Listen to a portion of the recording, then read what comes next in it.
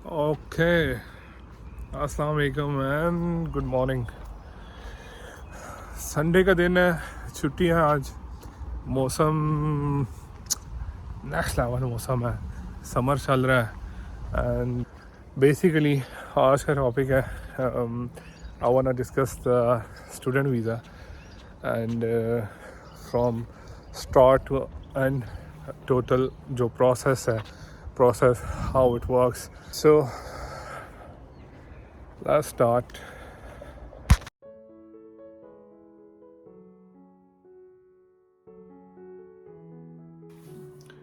मैं थोड़ा सा आपको ओवरव्यू देना चाहूँगा अबाउट माय प्रोसेस। जब मैंने प्रोसेस स्टार्ट किया था, बेसिकली मेरा 2000 it's been a year I am in UK now. एंड मेरा जो प्रोसेस था, बेसिकली मुझे लाइक मेरा एजुकेशन में 10 इयर्स का गैप था। अपार्ट फ्रॉम दैट मेरा जो 2008 में रिफ्यूज़ल था, सो nobody was willing to take my case। जब मैंने एक कंसल्टेंट्स की लिस्ट बनाई और मैंने चाहा कि मैं इनसे बात करूं, तो nobody was willing to take my case। So then what I have done, I have gathered the information and I have applied myself। मैंने इन बिटवीन मैंने एक लेडी की हेल्प ली थी, जिन्होंने मुझे एडमिशन में थोड़ी हेल्प की थी उन्होंने। एंड उसके साथ साथ उन्होंने मुझे, जब हमने फॉर्म फिलअप किया था, तो वो मैंने ख़ुद से ही किया था, लेकिन उन्होंने थोड़ी हेल्प की थी मेरी। तो वाई शुड आई लाई, तो थोड़े बहुत चार्जेस उसके लिए मैंने पे किए थे। तो मेरी भी रिकमेंडेशन आप लोगों को यही रहेगी कि अगर आपको कोई एक अच्छा कंसल्टेंट मिल जाते हैं, तो वो आपके लिए प्रोसेस आपका काफ़ी इजी हो जाएगा। आप अपनी भी रिसर्च करिए, लेकिन अगर आपको कंसल्टेंट मिल जाते हैं, अच्छा कंसल्टेंट मिल जाते हैं, तो वो आपके लिए बहुत बेनिफिशियल होगा, आपके लिए चीज़ें बहुत आसान हो जाएगी। अच्छा जी, तो यूके का स्टूडेंट वीज़ा अप्लाई करने के लिए आपको कैश लेटर चाहिए होता है। मैं बिल्कुल एंड से स्टार्ट करूँ। CAS letter basically confirmation of acceptance of the study है, which is called 90% of the visa, 10% then embassy में रह जाता है, क्योंकि आप मेन जितनी भी आपकी रिक्वायरमेंट्स आप मेट कर चुके होते हैं वीज़ा की। तो मैं अब एक्सप्लेन करता हूँ कि कैश तक पहुँचने के लिए और फाइनली फिर वीज़ा फाइलिंग के लिए जो स्टेप्स इन्वॉल्व हैं, उनको कैसे आप अच्छे तरीके से परफॉर्म कर सकते हैं विद 100% वीज़ा सक्सेस रेशो। एक चीज़ मैं क्लियर करना चाहूँगा कि कभी भी अगर आपने अपना होमवर्क अच्छे से किया है, अगर आपने इसके ऊपर रिसर्च की है अपने प्रोसेस से पहले, तो एक चीज़ की मैं आपको गारंटी देता हूँ कि there is no such thing like a refusal. जब आप रिक्वायरमेंट्स यूकेवीआई का सिंपल वन वर्ड एजेंडा है कि आप हमारी रिक्वायरमेंट्स पूरी करो, हमें प्रूव करो you are a genuine student, they gonna grant your visa. क्योंकि जब वो भी वीज़ा रिफ्यूज़ करते हैं, तो उनको भी एक वैलिड रीज़न देना पड़ता है। तो एनीवेज, मेन टॉपिक की तरफ आते हैं। तो जी, प्रोसेस स्टार्ट करने के लिए सबसे पहले आपको यूनिवर्सिटी फाइंड आउट करनी है, और आपको एक यूनिवर्सिटी नहीं, आप कम अज़ कम मल्टीपल यूनिवर्सिटीज़ को सर्च करें, उनके बारे में स्टडी करें। एंड अगर आप कंसल्टेंट हायर कर रहे हैं, तो फिर आपके लिए ज़्यादा इजी हो जाएगा कि ऑलरेडी उनके पैनल पे यूनिवर्सिटीज़ होती हैं। यूनिवर्सिटी में सबसे इम्पॉर्टेंट जो चीज़ होती है, आपका कोर्स आपका जो होता है, वो आपकी प्रोफाइल के साथ मैच कर रहा हो। This is the most important point, क्योंकि अगर आपका कोर्स आपकी प्रोफाइल से मैच नहीं कर रहा, तो you are not gonna get the visa. And कोशिश ये करें कि कोर्स ऐसा चूज़ करें कि जिसकी आगे मार्केट में डिमांड है। आपने यूनिवर्सिटी चूज़ कर ली, आपने कोर्स चूज़ कर लिया, then apply in the different universities, multiple universities. Okay, जब आप अप्लाई करते हैं, तो अप्लाई करने के बाद आप अपनी आर्ट्स की प्रिपरेशन शुरू कर दो। ठीक है।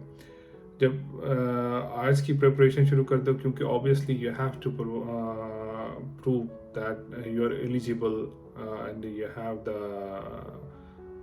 लैंग्वेज, आपको लैंग्वेज प्रोफिशिएंसी का प्रूफ देना पड़ता है, ठीक है। इधर इस बाय आर्ट्स और इधर आपको यूनिवर्सिटी का अपना टेस्ट, और हर यूनिवर्सिटी अपना टेस्ट कंडक्ट नहीं करती, तो इसलिए बेटर ऑप्शन यही है कि आप आर्ट्स कर लें, तो उससे आपके पास ऑप्शंस ज़्यादा हो जाते हैं। उसके बाद जब आप आपके पास ऑफ़र लेटर, जब आप यूनिवर्सिटीज़ में अप्लाई कर लेते हैं, तो आपके पास ऑफ़र लेटर आता है which looks like something like this, and इसके अंदर आपकी फ़ी की डिटेल्स होती हैं, आपकी फर्दर इसको कंडीशनल ऑफ़र कहते हैं, क्योंकि इसके अंदर कंडीशंस होती हैं जो कि स्टूडेंट को मीट करनी होती हैं।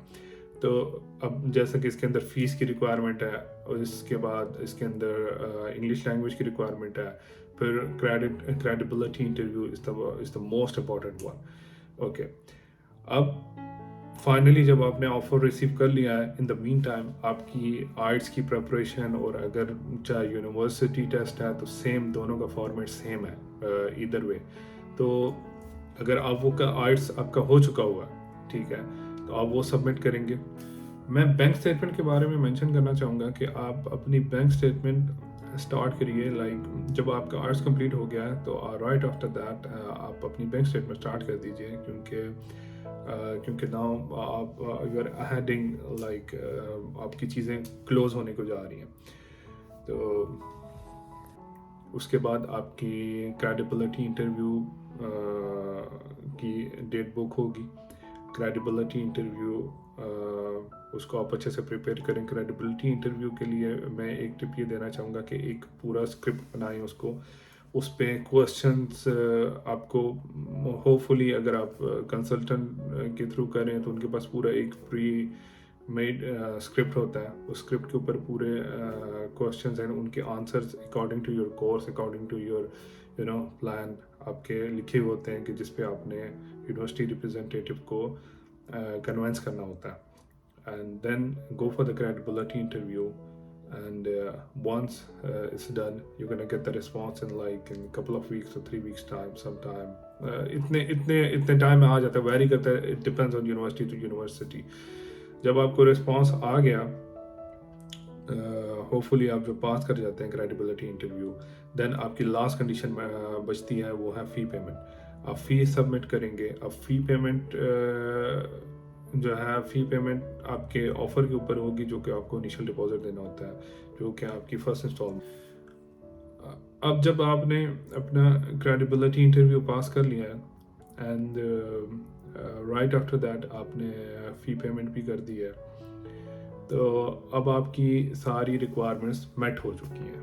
Now you gonna receive the letter which is called unconditional offer letter, कि जिसके ऊपर आपके कोर्स की पूरी डिटेल होगी, और आपको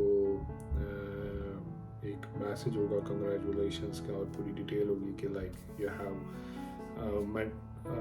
have completed all the conditions. So अभी आपको this is now unconditional offer, and उस पर डिटेल होगी कि how to apply for the CAS. Now CAS के बारे में बात करते हैं। कैश जो है आपका 90% वीज़ा होता है।